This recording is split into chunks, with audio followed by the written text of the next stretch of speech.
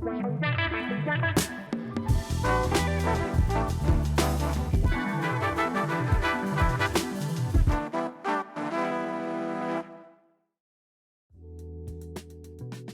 Department of Homeland Security has been making social media posts using imagery from Halo, and to say it's a disgusting dehumanization of people would be an understatement.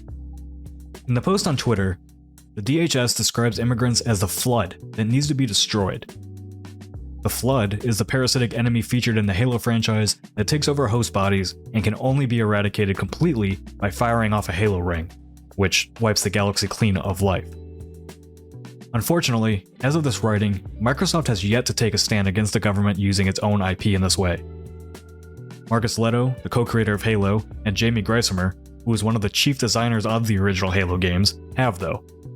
Even though they most likely have different political stances based on what I can tell from their interactions online, they agree that this is wrong.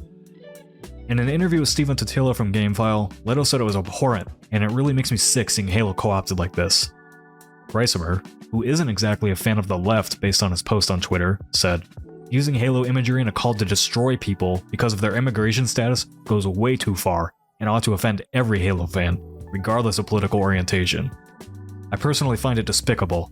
The Flood are evil space zombie parasites and are not an allegory to any group of people."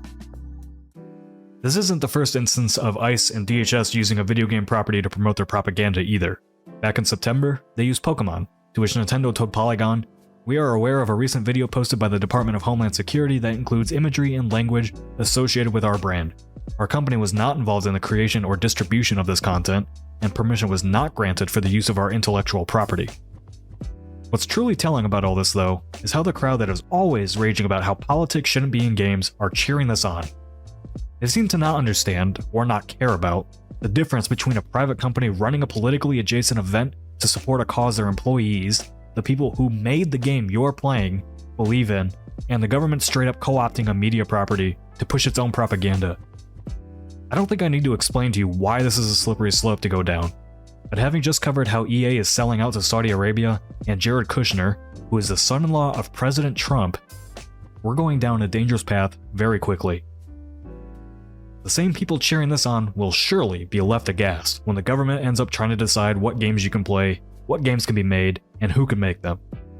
I mean, the government is already taxing you without representation because Congress has relinquished the power of the purse. So, what's to stop them from controlling the media you consume? Normally, writing that might be seen as fear-mongering, but in this current environment, where the government is pushing companies to take comedians they don't like off the air, banning books from libraries, and going after the funding of blue states, doesn't exactly seem far-fetched.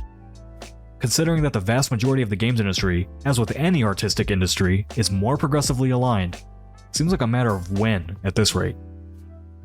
The future that these people envision is an industry where games are created by AI and therefore made by an entity that they don't politically disagree with. A market that isn't free and removes the games, studios, and people they personally dislike. An entity that they can completely control to make whatever this slop is.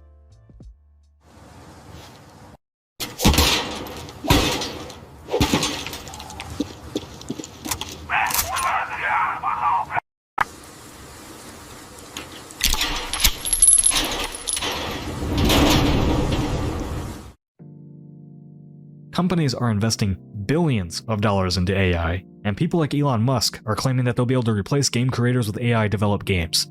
They're openly stating what kind of future they want, and putting the stepping stones into place to make it happen. But let's not let the companies and studios off the hook here. What's particularly galling to me is that companies like Microsoft have raised money off the back of progressive ideals for years now. Every year, they've been running events in support of various groups and events. Pride, Black Lives Matter, you name it. And now that the government has used Halo as a propaganda tool for ICE recruiting, which is promoted by an administration that directly goes against the ideas that Microsoft and its studios have supposedly stood for, they're silent. I'm not naive. I'm aware of the rainbow economy concept Darren has talked about in the backdrop, and how companies support progressive ideals when they're in for their own economic gain and performance.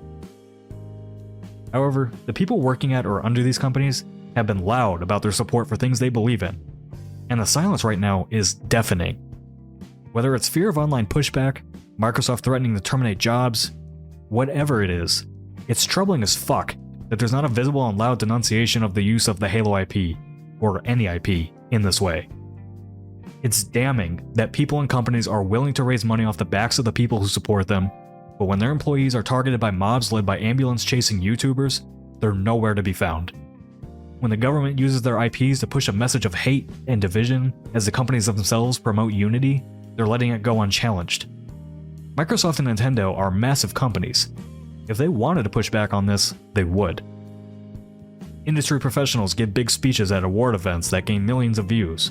Leaders like Phil Spencer give flowery interviews talking about how important inclusion and different perspectives are in the industry.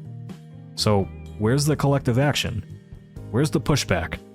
Where are the courageous leaders of the industry speaking up to defend the ideals they supposedly so staunchly believe in? Because if you think Halo and Pokemon are the only games the government is going to use in this way, you're naive. In fact, they're not even hiding it.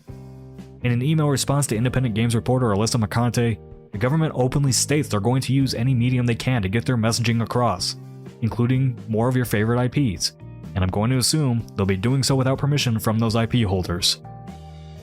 We will reach people where they are with content they can relate to and understand, whether that be Halo, Pokemon, Lord of the Rings, or any other medium. DHS remains laser focused on bringing awareness to the flood of crime that criminal illegal aliens have inflicted on our country. We aren't slowing down. Is the industry going to just roll over for this too? How long before Microsoft starts putting ICE recruiting ads directly on your Xbox dashboard or in your games? Again, there is a big difference between a video game studio choosing to put a pride flag in as a cosmetic that you can freely ignore in their own video game, and the federal government coercing or putting pressure on a company to promote their propaganda. For years, the prevailing message has been to ignore the trolls. Don't respond to them, and they go away. But they didn't go away. They built their audiences, their influence, and now some of these people are in the highest positions of our government because of the lack of challenge and accountability. And the billionaires that control all of our media are complicit in what's currently happening. Look, I'd much rather spend a few minutes telling you how much I love Bollocks Pit. But the industry not taking collective action against this, the endless firings by greedy executives, and the constant targeting and harassment of people working in the industry is beyond disappointing. Pushing back is uncomfortable. It puts a target on your back for people to attack your credibility, your name, your company, your income, and whatever other ways they can try to get to you. But if you're not willing to stand up for your ideals, what's the point of standing up at all? The next time a powerful company wants to take a stand on something, we should remember this moment, and those that were happy to take your money, your time, and your support, but not willing to risk painting a target on their back when the target was already on yours.